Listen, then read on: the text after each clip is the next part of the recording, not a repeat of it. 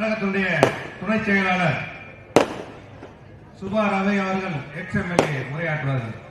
நான் வணங்கும் மனித தெய்வங்கள் புரட்சி கலைஞர் கேப்டன் அவர்களையும் அன்னையார் அவர்களையும் வணங்கிக் கொண்டு தேசிய முற்போக்கு திராவிட கழகத்தின் நிறுவன தலைவர் புரட்சி கலைஞர் கேப்டன் அவர்களின் 73வது பிறந்த நாளை முன்னிட்டு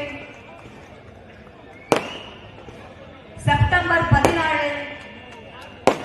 21ஆம் ஆண்டு துவக்க விழாவை முன்னிட்டும் உள்ளம் தேடி இல்லம் நாடி புரட்சி பயணம் எனும் முப்பெரும் விழாவை பொதுக்கூட்டத்திற்கு தலைமை பொறுப்பை ஏற்றி நடத்திக் கொண்டிருக்கக்கூடியவர் மாவட்ட கழக செயலாளர் சகோதரர் ஆர் பாரதிதாசன் அவர்களே, முன்னிலை பொறுப்பு வகித்துக் கொண்டிருக்கக்கூடியவர் மாவட்ட கழக அவைத்தலைவர் சகோதரர் பி அர்ஜுனன் அவர்களே, மாவட்ட கழக பொருளாளர் சகோதரர் ஏ வசந்த் பெரியசாமி அவர்களே, இக்கூட்டத்திற்கு நலத்திட்ட உதவிகளும் நமக்கெல்லாம் தமிழ்நாட்டின் விடிவெளியாக விலகிக் கொண்டிருக்கக்கூடிய புரட்சி அன்னியா அவர்களின் சிறப்புரையை நாம் எதிர்பார்த்துக் கொண்டிருக்கக்கூடிய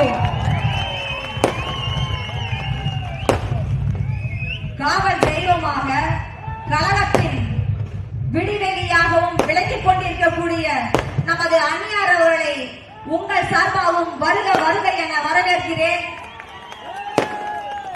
நமது கழகத்தின் பொருளாளர் மரியாதைக்குரிய அண்ணன் எல் கே சுதீஷ் அவர்களையும் வரவேற்கிறேன்.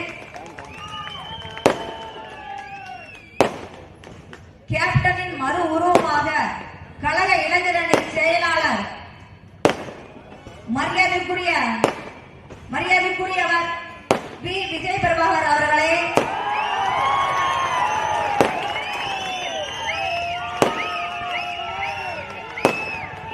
கழக துணை செயலாளரும் டெல்டா மண்டல பொறுப்பாளருமான மரியாதைக்குரிய அண்ணன் செந்தில்குமார் எக்ஸ்எம்எல்ஏ அவர்களே மற்றும் கழக நிர்வாகிகளே, கழக துணை செயலாளர் மரியாதைக்குரிய அண்ணன் ட்ரிபிள்எக்ஸ் சந்திரன் அவர்களே மற்றும் மாவட்ட கழக நிர்வாகிகளே, ஒன்றிய கழக நிர்வாகிகளே, பேரூர் கழக நிர்வாகிகளே, ஊராட்சி கழக நிர்வாகிகளே, மகளிரை சார்ந்த சகோதரிகளே, கேப்டனின் உண்மை தொண்டர்களே, உங்கள் அத்தனை பேருக்கும் என் முதல் கால வணக்கத்தை தெரிவித்துக் கொள்கிறேன். இக்கூட்டம் எதை நோக்கி நடைபெற்றுக் கொண்டிருக்கிறது என்று சொன்னால், நம் தலைவர் நமக்காக இந்த நாட்டு மக்களுக்காக உழைக்க வேண்டும் என்பதற்காக நல்லதை செய்ய வேண்டும். கேப்டன் வாழ்ந்தார் வாழ்ந்தார் வாழ்ந்தார், இந்த மக்களுக்காகவே வாழ்ந்து கொண்டு இருக்கிறார். நாம் கேப்டன் இல்லை என்று எப்போதும் நினைக்க கூடாது. மறு உருவமாக நமது அன்னியார் அவர்கள் இருக்கிறார். கேப்டனின் உருவமாக இளைய கேப்டன் விஜய் பிரபாகர் அவர்கள் இருக்கிறார். நாம் எதை பற்றியும் கவலைப்படக்கூடாது. கேப்டன் நமக்கு இளைய கேப்டனை விட்டுட்டு போயிருக்கிறார். 2 சிங்கம், யாரை பத்தி கவலைப்படக்கூடாது. பார்த்தவன் தேமுதிகவா மத்த வேற கட்சானே இந்த 2021 சோதனை எடுக்கிறோம். கேப்டனுடைய நினைவை சட்டமன்ற உறுப்பினர் உட்கார வச்சு நனவாக்கணும். செய்யலாமா இல்லையா? அன்னையை எதிர்க்கட்சி தலைவனாக உட்கார வைக்கலாமா? அன்னை கேப்டன் எப்படி 2006 முதல்ல ஒரு சிங்கம் சட்டமன்றத்துக்கு போய் 2 ஆளுமைக்கு இடையில எப்படி சவால் விட்டுச்சு, அதே சவால் நமது புரட்சி அன்னியார் அவர்கள் சவால் விட போகிறார். மக்களுக்காக குரல் கொடுக்க போகிறார். இந்த தேமுதிக 2026 மிகப்பெரிய சக்தியாக வல்லமை படைக்க போகிறது. இதை எல்லாரும் பார்த்து கொண்டிருக்க வேண்டும். நாங்கெல்லாம் தேமுதிக சாதாரண கூட இல்ல, கேப்டனின் சிங்கப்படைகள். கேப்டன் எங்களை இத்தனை வருஷமா அடக்கி ஆளுட்டு இருந்தாரு. எந்த வம்புக்கும் போக கூடாது. நியாய தர்மம் இதத்தான் எங்களுக்கு சொல்லி வச்சிருக்கிறாரு. நாங்க நியாயத்தோடையே போயிட்டு இருக்கிறோம். எங்க கேப்டன் என்ன செய்ய போறாருன்னு பாருங்க. இத 2026ல புரட்சி கலைஞர் கேப்டன் ஆசையோடும் புரட்சி அன்னையாளர்களின் அருளோடும் நாம் இருவரும் சேர்ந்து 2020 சட்டமன்ற தேர்தலில் மிகப்பெரிய சக்தியை படைக்க போகிறோம். இந்த மக்களுக்காக உழைச்ச தலைவரை, உன்னத தலைவருக்கு நாம் துரோகம் செய்யக்கூடாது. தலைவருக்காக உழைக்க வேண்டும், இந்த மக்களுக்காக உழைக்க வேண்டும் என்று நம்மை எல்லாம் விட்டு சென்ற நம் தலைவரை ஒரு நேரம் சிந்திக்க வேண்டும். ஒரு நேரம் சிந்திக்க வேண்டும். யாருக்காக கஷ்டப்பட்டார்? 154 படங்கள் நடித்தார். அவர் சம்பாதிச்ச பணத்தை ஜாலியா உட்கார்ந்துகிட்டு தன்னுடைய குடும்பத்தை எல்லாம் நல்ல சந்தோஷமா வச்சிருக்கலாம்.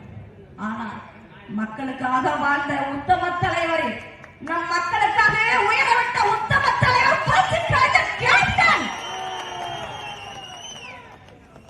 அவர் வாழும் போதும் சொன்னார், மக்களுக்காக இந்த கேப்டன் வாழ்வார் வாழ்வார் வாழ்வார் என்று. அதே போல வாழ்ந்து கொண்டுதான் இன்னமும் இருக்கிறார் நம் தலைவர். இங்க எத்தனை பேருக்கு முகத்திலேயே பாக்குறோம். இன்னைக்கு உண்மையான தொண்டர்கள் இத்தனை பேர் வந்திருக்கிறீங்கன்னா அது யாரை நம்பி வந்திருக்கிறோம்? கேப்டனை நம்பி வந்திருக்கிறோம். நமது அந்நியாரவர்களை நம்பி வந்திருக்கிறோம். நம்மை வழிநடத்தி செல்லக்கூடிய ஒரே தலைவர், ஒரே தலைவி யாரு? புரட்சி கலைஞர் கேப்டன், புரட்சி அன்னையார். இதை நம்ம எல்லாரும் மனசுல வச்சுக்கிட்டு எதை பத்தியும் கவலைப்படக்கூடாது.